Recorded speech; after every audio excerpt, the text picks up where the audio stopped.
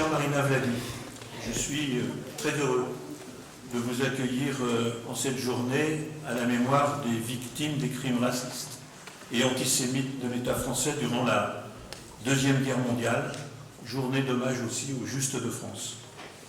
Depuis 16 ans, chaque 16 juillet, date anniversaire de la rafle du Veldiv, nous avons à cœur de faire vivre cette mémoire par la musique et la littérature. Dans quelques instants, accompagné du guitariste-compositeur Oleg Ponomarenko, face à nous, toutes et tous, impatients de vous entendre, vous lirez des textes, des extraits du livre de Marceline Loridan-Ivens, « Et tu n'es pas revenu », paru pour le 70e anniversaire de la libération du camp d'Auschwitz en janvier 2015. Merci à vous et à Oleg Ponomarenko.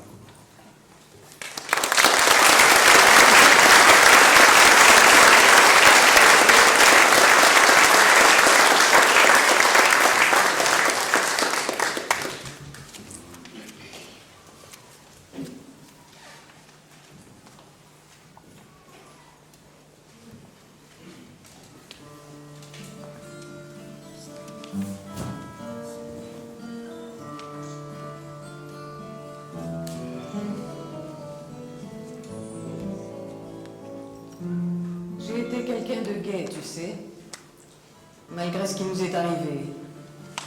Gai à notre façon, pour se venger d'être triste et rire quand même. Les gens aimaient ça de moi, mais je change.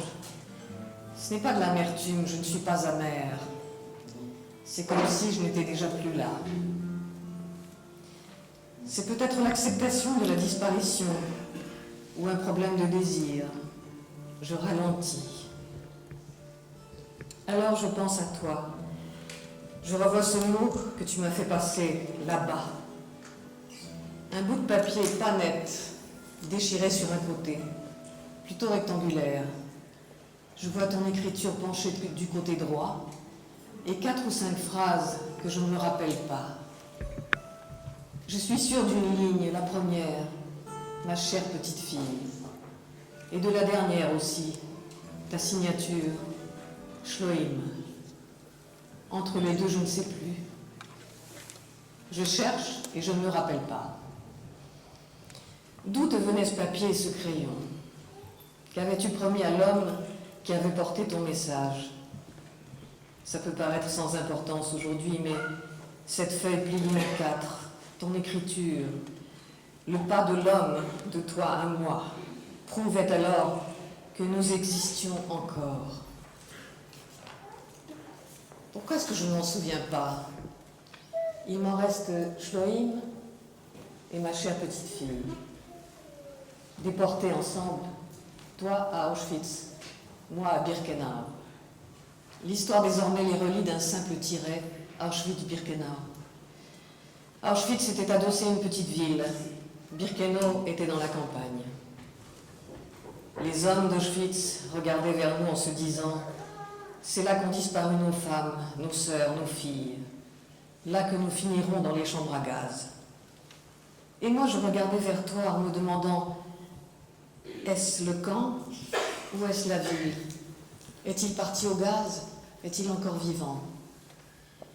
Il y avait entre nous des champs, des blocs, des miradors, des barbelés, des crématoires. Et par-dessus tout, l'insoutenable incertitude de ce que devenait l'autre. C'était comme des milliers de kilomètres. À peine 3, disent les livres. Ils n'étaient pas nombreux les détenus qui pouvaient circuler de l'un à l'autre. Lui, c'était l'électricien. Il changeait les rares ampoules de nos blocs obscurs. J'ai entendu mon nom, Rosenberg. Il est entré, il a demandé Marceline. C'est moi, je lui ai répondu. Il m'a tendu le papier en disant « C'est un mot de ton père ». Nous n'avions que quelques secondes. Nous pouvions être tués pour ce simple échange. Et je n'avais rien pour te répondre, ni papier, ni crayon. Alors j'ai sorti la pièce d'or que j'avais volée au triage des vêtements. Je l'avais trouvée dans un ourlet, dissimulé comme un trésor du pauvre. Je l'avais enveloppée dans un petit bout de tissu. Je l'ai tendue à l'électricien. Je voulais qu'il te la donne. L'as-tu reçue? Je ne le saurai jamais. Je l'ai lu tout de suite, ton mot, j'en suis sûre. Je ne l'ai montré à personne, mais j'ai dit tout autour de moi, mon père m'a écrit.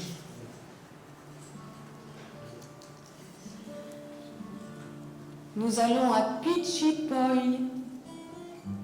Ce mot yiddish qui désigne une destination inconnue et sonne doux aux oreilles des enfants qui le répétaient pour parler des trains qui s'en allaient.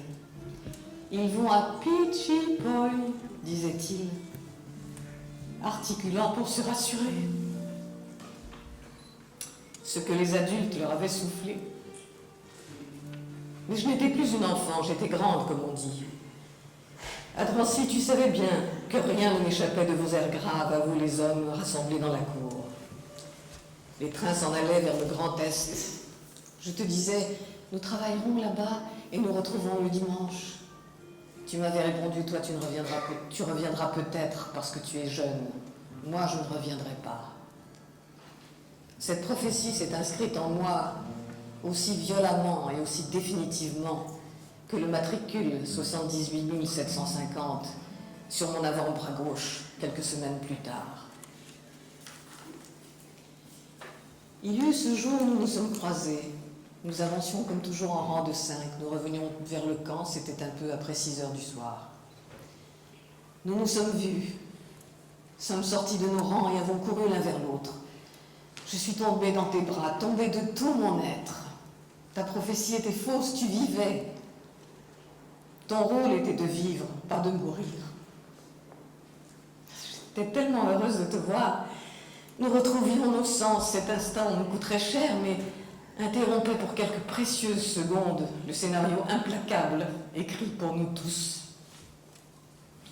C'est ma fille, tu criais tout en me soutenant encore. Shloim est sa chère petite fille. J'ai juste eu le temps de te donner le nom de mon bloc. Je suis au 227B. Je me suis évanouie sous les coups. Et lorsque j'ai repris conscience, tu n'étais plus là. Mais j'avais dans la main une tomate et un oignon que tu venais de me glisser en douce. Ton déjeuner, sûrement. Je les ai cachés aussitôt. Ces 2 légumes cachés contre moi rétablissaient tout. J'étais de nouveau l'enfant et toi le père, le protecteur, le nourricier.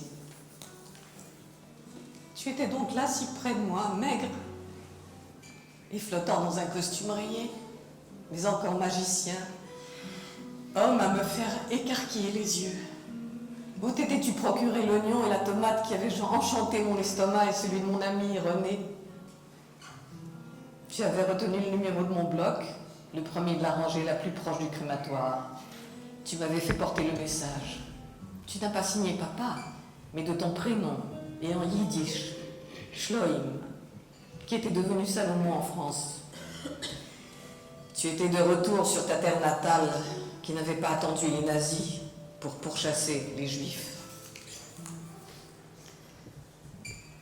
Dans la vraie vie, on oublie aussi, on laisse glisser, on trie, on se fie aux sentiments. Là-bas, c'est le contraire. On perd d'abord les repères d'amour et de sensibilité. On gèle de l'intérieur pour ne pas mourir. Là-bas, on perd conscience de soi-même. J'étais ta chère petite fille. On l'est encore à 15 ans. On l'est à tous les âges. J'ai eu si peu de temps pour faire provision de toi. Tu as dû me dire dans cette lettre que tu étais encore là, pas très loin, et promettre que la fin de la guerre approchait, notre libération aussi. Quand était-ce cette lettre? L'été 44? Un peu plus tard? Les nouvelles entraient dans le camp avec les derniers convois. C'est ainsi que nous avons appris que Paris avait été libéré, que les divisions du général Leclerc avaient défilé sur les Champs-Élysées, et nous avions chanté doucement a cappella la Marseillaise.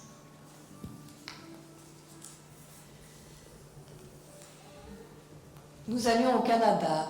C'est comme ça que les Polonaises avaient baptisé le triage des vêtements. J'allais maintenant trier les vêtements. La mort recrachait tant d'habits que j'avais été affectée en surnuméraire au Canada. Nous brassions les jupes, les dessous, les pantalons, les chemises, les chaussures de ceux qui étaient partis en fumée et dont l'odeur de chair brûlée planait sur le camp. Les plus abîmés de ces vêtements finiraient sur nous, les plus beaux partiraient en Allemagne. On nous donnait des vêtements de mort, jamais à ma taille, toujours trop grands, trop longs pour moi. Depuis les tout premiers, ceux de l'arrivée que je n'oublierai jamais. Une jupe qui arrivait jusqu'à par terre, un petit gilet, un caleçon d'homme taché qui puait le désinfectant. Une chaussure plate trop grande, une autre à talons trop grande aussi. Je chausse encore du 33. Je n'ai pas beaucoup grandi depuis la dernière fois que tu m'as vue. Ta lettre est arrivée, je crois, alors que j'étais affectée aux pommes de terre. Nous avions quitté le Canada. Certaines avaient été prises pour vol et envoyées au gaz. Les autres ont été punies et affectées aux pommes de terre. Nous allions en file indienne.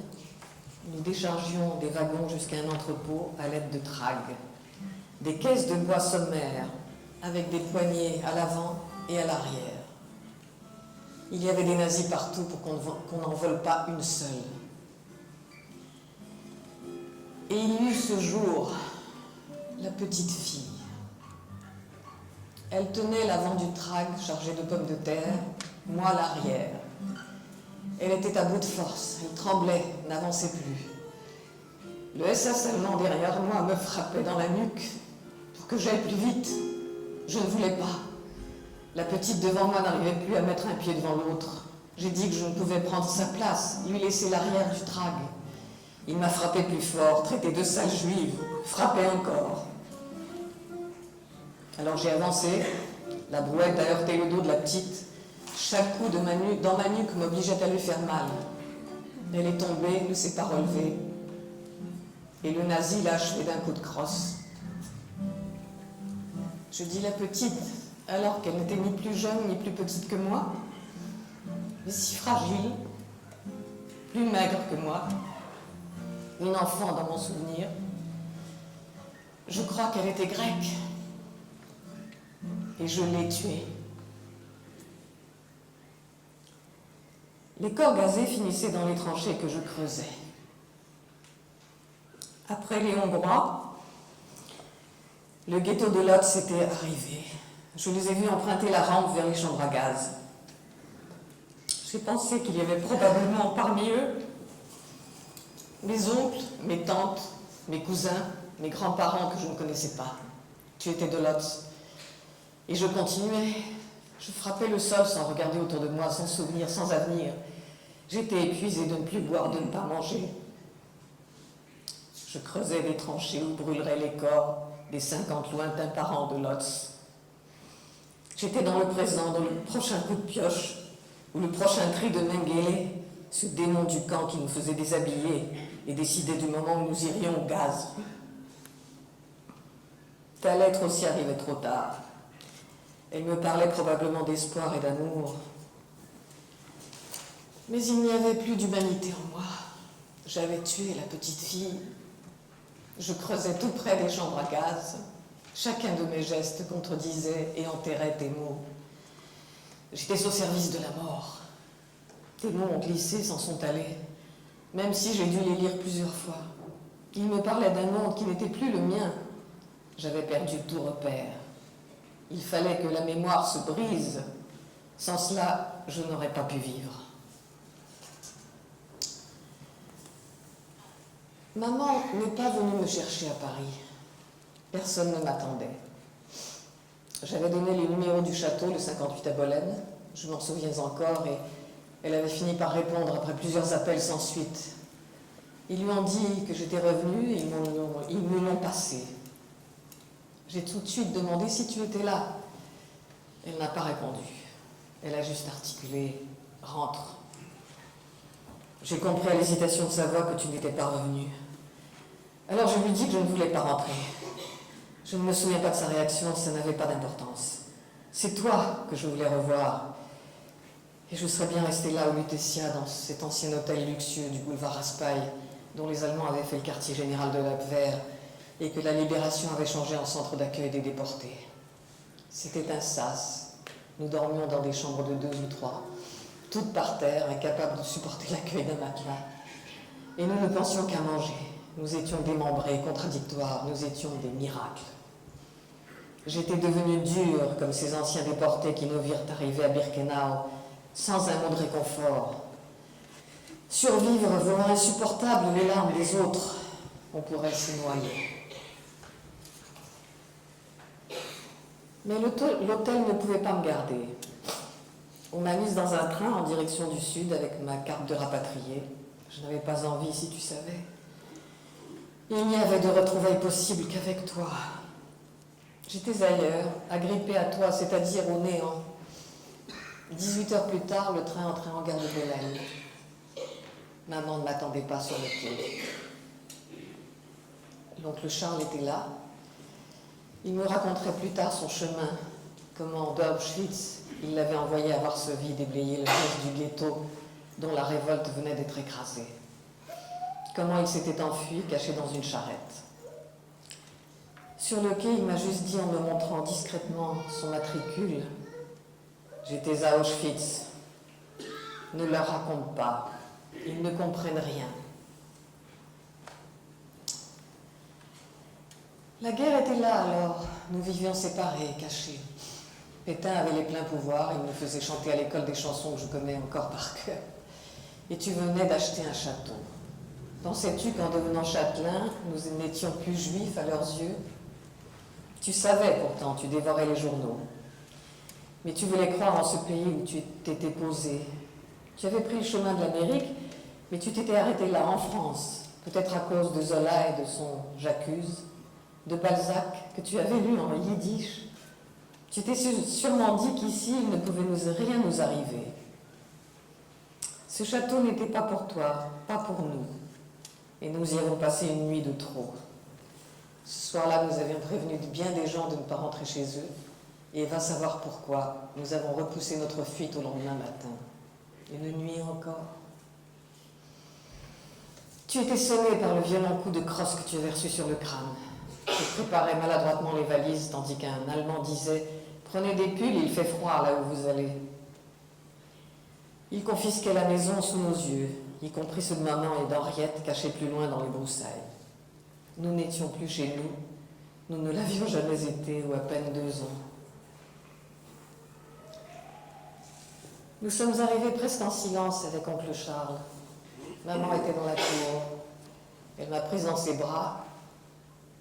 Je ne peux pas rester ici, et je dis tout de suite, j'ai ajouté que tu ne reviendrais pas. Elle était de ces gens généreux mais brusques, dénués de psychologie.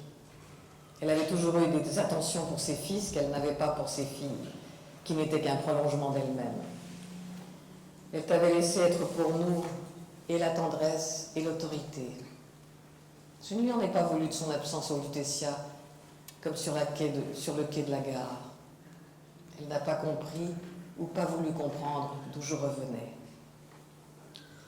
Parfois, Jacqueline venait dans ma chambre, elle avait 13 ans. Elle me posait des questions sur ce qui m'était arrivé.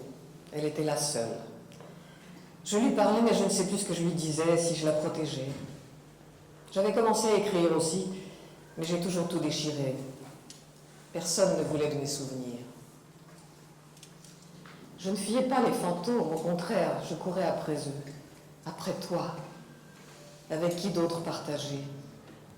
Je leur ai parlé à tous de ta lettre. Ils auraient aimé l'entendre, mais je n'ai pu leur en transmettre un seul mot. Alors ils ont fini par l'oublier. Il m'en restait à moi cette sensation miraculeuse, là-bas, d'un message entre mes doigts, ma chère petite fille. Puis plus rien n'avait de sens, ni ce château, ni mon retour.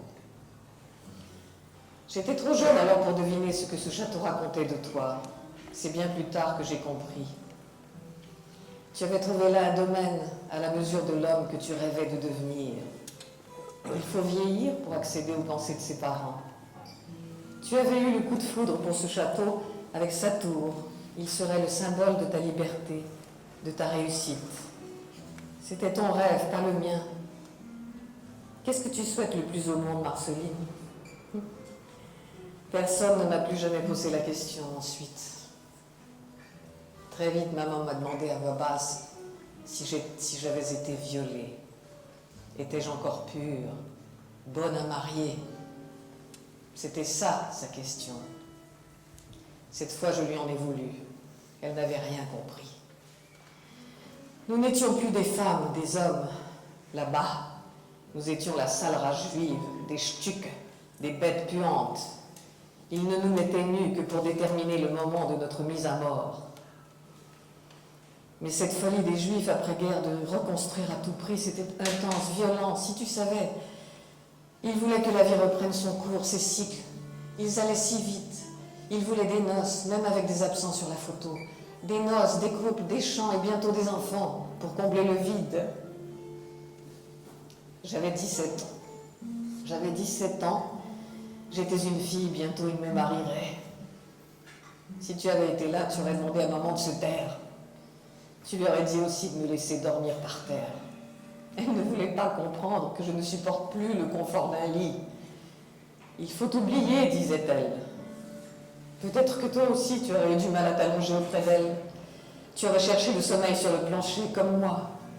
Tu aurais fui les cauchemars qui nous rattrapent et nous punissent quand les draps sont trop doux. Je me dis même parfois que tu m'aurais réinscrite à l'école. Ça m'aurait tellement manqué, ça m'a tellement manqué ensuite. Tu m'aurais comprise mieux que quiconque et m'aurais tout pardonné. Nous aurions été tous deux à savoir. Nous n'en aurions peut-être pas parlé souvent, mais les relents, les images, les odeurs et la violence des émotions nous auraient traversés comme des ondes, même en silence. Et nous aurions pu diviser le souvenir par deux.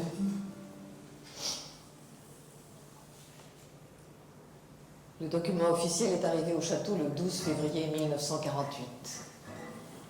Le ministre des anciens combattants et victimes de guerre décide de la disparition de Rosenberg Szlama Froim, né le 7 mars 1901 à Słupianowa, en Pologne. Le ministre pourrait se contenter de constater que tu n'es plus là, mais il le décide. Lapsus administratif d'un pays qui décide de ta disparition comme s'il l'avait organisée. Je l'ai encore, ce papier, avec ces mots suspendus en haut de la page. République française, acte de disparition. Puis cette phrase qui se poursuit. Le ministre décide de la disparition de Rosenberg Szlama Froim dans les conditions indiquées ci-après. Arrêté en mars 1944 à Bolène, interné à Avignon, puis Marseille, puis Drancy, le 13 avril 1944, transféré à Mauthausen et Gross-Rosen. J'y lis notre arrestation. Le coup de crosse du milicien français sur ta tête lorsqu'il a stoppé notre fuite au fond du jardin. J'y vois nos prisons, ces uniformes français qui nous gardaient à Drancy. J'y reconnais notre transport, convoi 71. Puis ta prophétie qui se réalise, nos chemins qui s'écartent tandis que la guerre se termine. Au mois de novembre 1944, tu étais encore à Auschwitz, moi à Birkenau. Mais plus pour longtemps. Je quittais Birkenau, je m'éloignais de toi. Le train s'en allait. Au bout de 2 ou 3 jours, il a fini par s'arrêter au milieu de nulle part. Il faisait très froid. Nous avons marché une dizaine de kilomètres encore par la forêt. Et nous sommes finalement arrivés au camp de Bergen-Belsen. Là, nos yeux, nos narines ont compris avant même qu'on nous le dise. Il n'y avait pas de chambre à gaz. Plus de gaz. Plus cette gueule ouverte où l'on pouvait nous jeter d'une minute à l'autre. Nous, filles de Birkenau, rescapées du plus grand camp d'extermination. Plus la cheminée, le crématoire, l'odeur des corps qui brûlent. C'est pour cela que je chantais, tout en grelottant sous nos tempes posées sur la neige. Rien d'autre que la barbarie ordinaire, la faim, les coups, la maladie, le froid. L'humanité semblait poindre à nouveau. Ce n'était pas encore l'espoir. Nous avions l'assurance d'échapper au gaz, pas à la mort. 2 mois plus tard, en février, nous avons vu arriver les visages harassés des marches de la mort, en provenance de Birkenau. J'ai reconnu parmi eux mon amie Simone, sa sœur, leur mère. Elles avaient tant marché. Elles nous ont raconté qu'ils avaient vidé Auschwitz et Birkenau avant que les Russes n'arrivent. Les pires bourreaux de Birkenau étaient arrivés eux aussi. Ils avaient remis leur sale méthode en vigueur.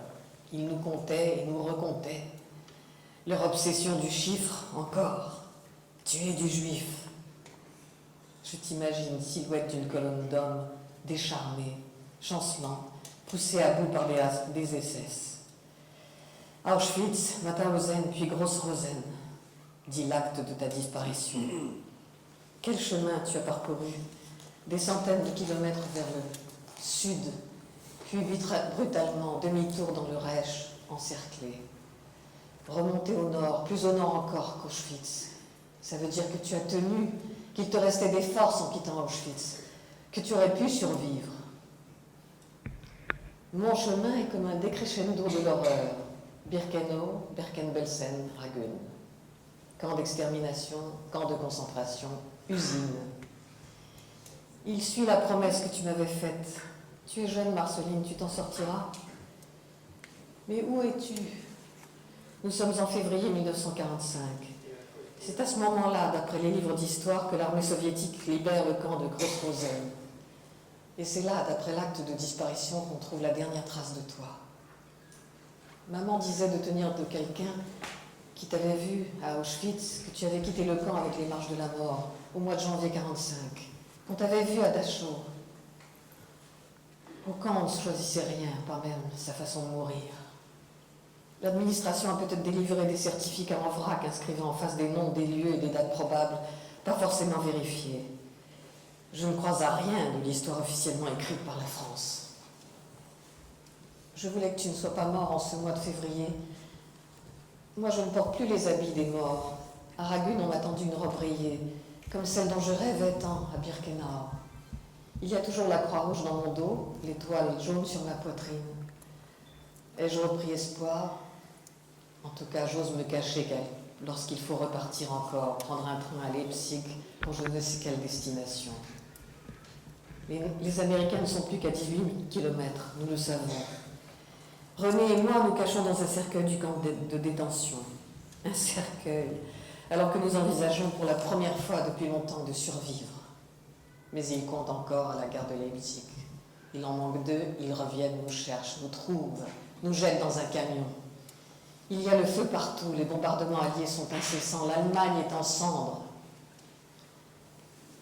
Et je pense à Mala, qui nous disait de tenir et de vivre. Elle fut notre héroïne à Birkenau.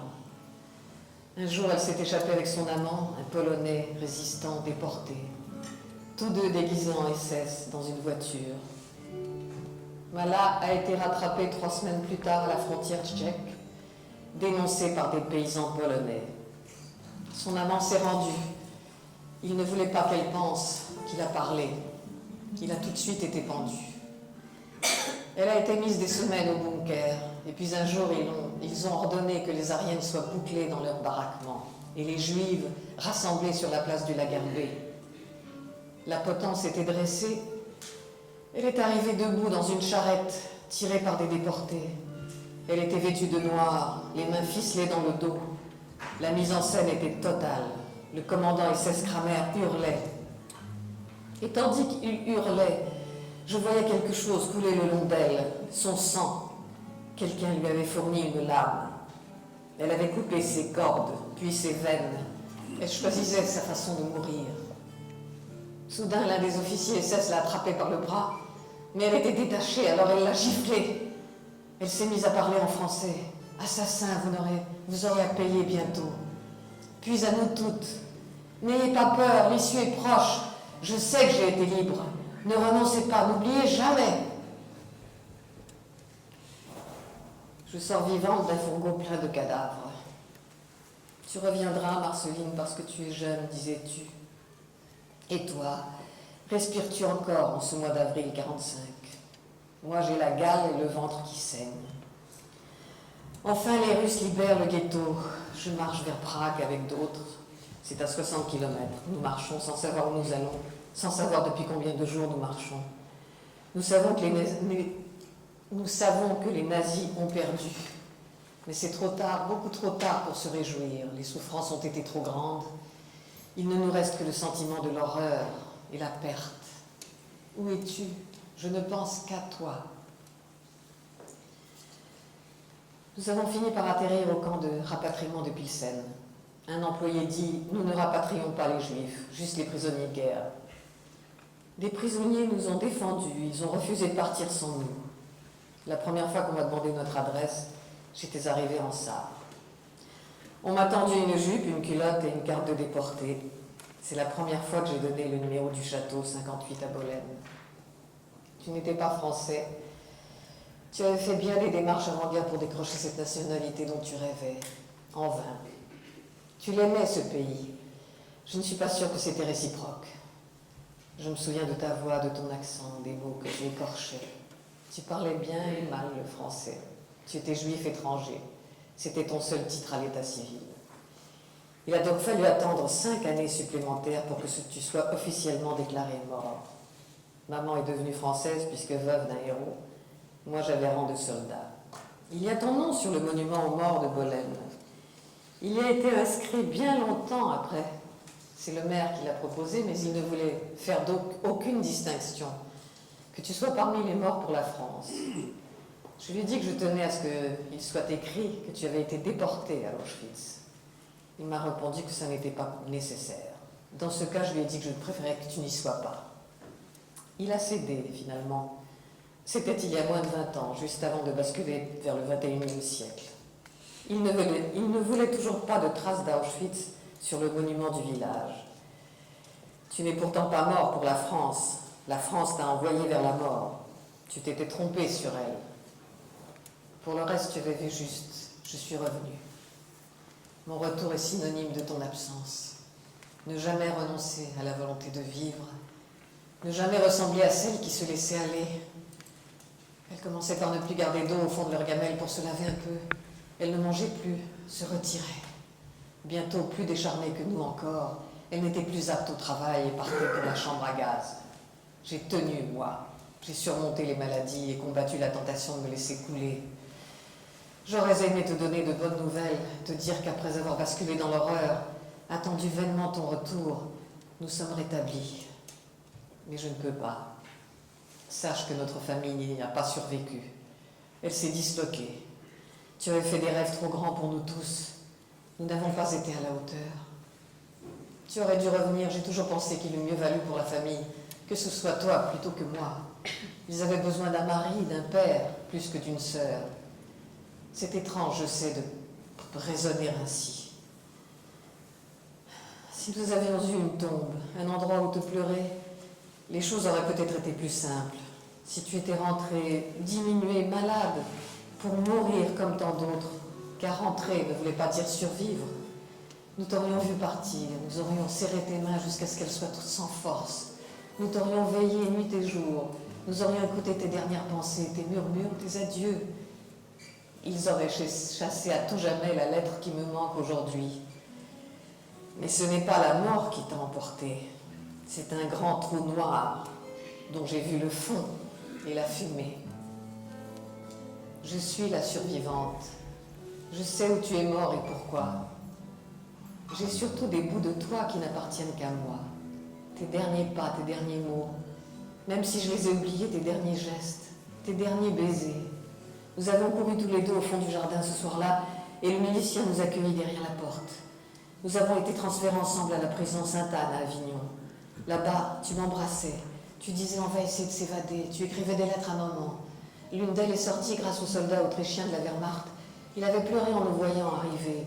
Je lui faisais penser à sa petite fille rousse. Il t'avait dit « Là où vous allez, vous n'en reviendrez pas. Il faut vous évader avant. » On a pu se voir une fois dans les toilettes extérieures. Je savais aussi où était ta cellule, alors lorsque j'étais de corvée de serpillière dans le couloir, je chantais fort « Au sole mio » pour que tu m'entendes venir. Et une chanson de scout aussi. On ne voit que le ciel, on ne sent que le soleil. Au revoir, nous allons chercher le vent, la route est longue dans la montagne.